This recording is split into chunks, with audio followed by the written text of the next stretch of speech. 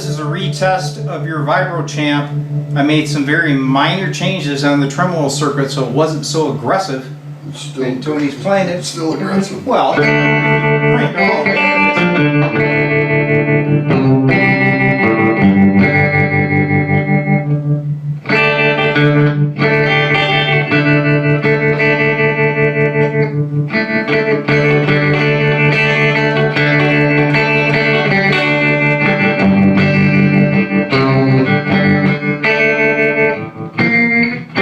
Alright, now I'm going to turn tremolo down.